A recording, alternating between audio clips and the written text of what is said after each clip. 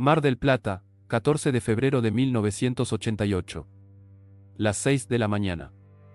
El sol apenas empieza a teñir de un naranja sucio el horizonte del Atlántico, pero el aire en el barrio de la Florida no huele a sal, huele a tragedia.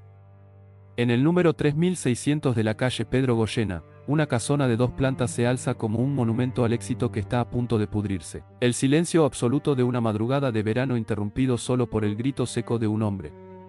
En el jardín delantero, sobre el césped prolijo, yace el cuerpo de una mujer. Es Alicia Muñiz. Tiene 32 años, una belleza que ni la muerte logra apagar del todo y un rastro de sangre que cuenta una historia que nadie quiere escuchar. Está en bata, una prenda ligera que contrasta con la brutalidad de la caída desde el balcón del primer piso. A pocos metros, un hombre se tambalea.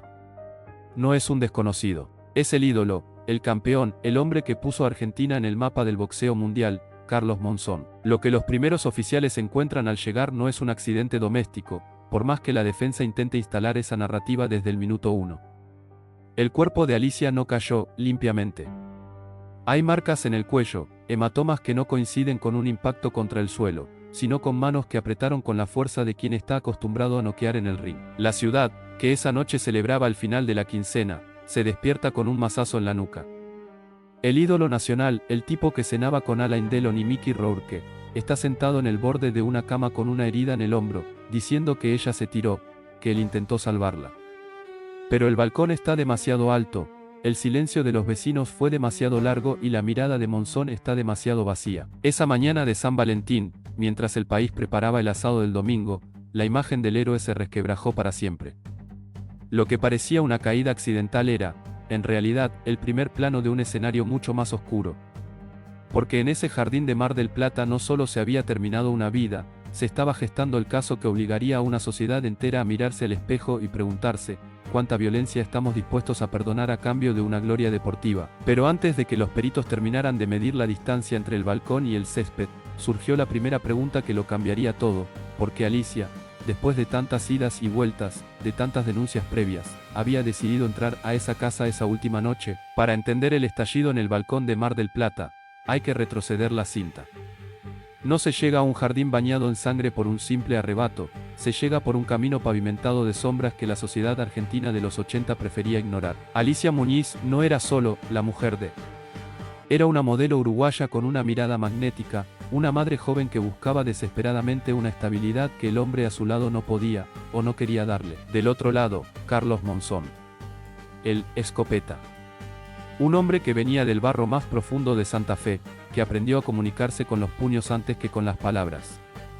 El mundo lo veía como el guerrero invencible que retuvo el título mundial mediano durante 7 años, pero en la intimidad, el ring no tenía cuerdas que lo contuvieran. La cronología previa es un laberinto de reconciliaciones forzadas y huidas silenciosas. Alicia ya había presentado denuncias. Había marcas previas, relatos de amigos que hablaban de un clima de asfixia.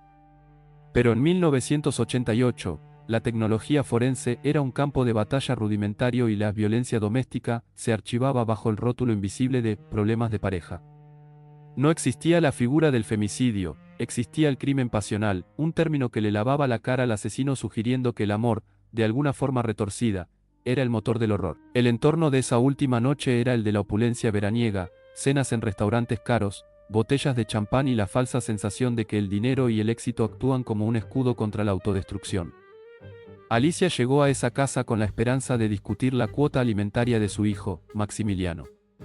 Entró a una fortaleza que terminó siendo una trampa. Las primeras pistas que confundieron a las autoridades fueron sembradas por la propia mitología del ídolo. ¿Cómo podría el gran campeón, el hombre que amaba a su país, haber estrangulado a la madre de su hijo? Se habló de un forcejeo, de un accidente, de que ambos cayeron. Incluso se intentó desviar la atención hacia la salud mental de Alicia. Pero había un detalle perturbador que los peritos no podían ignorar, la posición del cuerpo. Alicia yacía en una posición que no correspondía a una caída accidental tras un tropiezo. El impacto fue seco, vertical.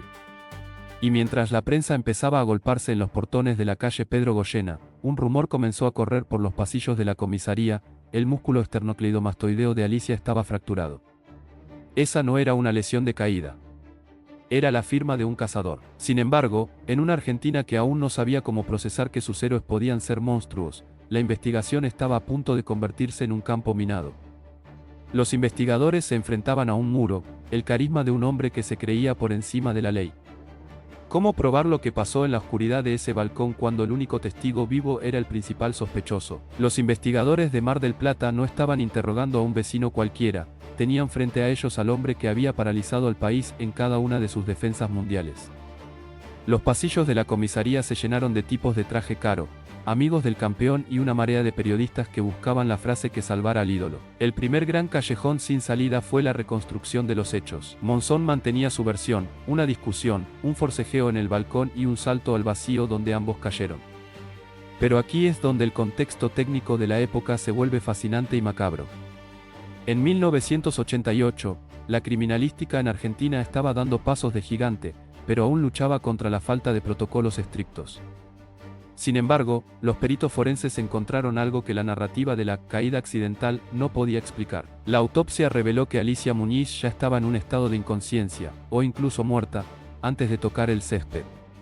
El hallazgo de la fractura del hueso ioides, un pequeño hueso en la base de la lengua, fue el punto de quiebre. Ese hueso no se rompe por un golpe contra el suelo, se rompe cuando alguien aprieta el cuello con la precisión de un tornillo de banco. Los investigadores empezaron a comprender la psicología del sospechoso. Monzón no había usado un arma, había usado sus propias manos, las mismas que le habían dado la gloria, convertidas ahora en herramientas de ejecución. La presión mediática era asfixiante. Por un lado, una parte de la sociedad pedía la cabeza del asesino, por otro, los fanáticos gritaban, «Dale, campeón», como si el ring justificara el jardín ensangrentado. Los detectives se movían entre pistas contradictorias y testimonios de una noche de excesos. Se hablaba de alcohol, de deudas y de un hombre que no soportaba que su propiedad intentara ser libre. Pero entonces apareció un elemento que nadie esperaba, un giro que sacudió el tablero, el testigo sorpresa. Un hombre llamado Rafael Crispín Báez, un humilde cartonero que esa madrugada andaba por la zona, aseguró haber visto algo que destruía la coartada de Monzón. Su testimonio describía cómo el boxeador había levantado el cuerpo de Alicia, ya inerte, para arrojarlo por el balcón antes de lanzarse él mismo para simular el accidente. El laberinto se volvía más peligroso. La defensa intentó despedazar la credibilidad de Báez por su condición social, mientras la policía trataba de unir los hilos de un rompecabezas donde las piezas no encajaban por azar, sino por la fuerza bruta de un ego descontrolado.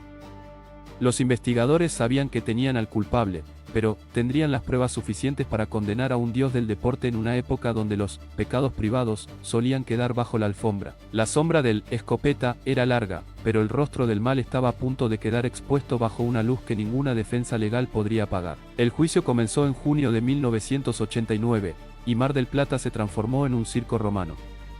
No era solo un proceso judicial, era el funeral de un mito. Carlos Monzón entró a la sala con la misma mirada gélida con la que intimidaba a sus rivales en el pesaje, pero esta vez no había guantes, solo un traje oscuro y el peso de una acusación que no se desvanecía con el paso de los meses. El punto de giro máximo no fue una confesión dramática, sino el silencio de la ciencia. Los peritos forenses presentaron las pruebas de forma metódica, casi quirúrgica.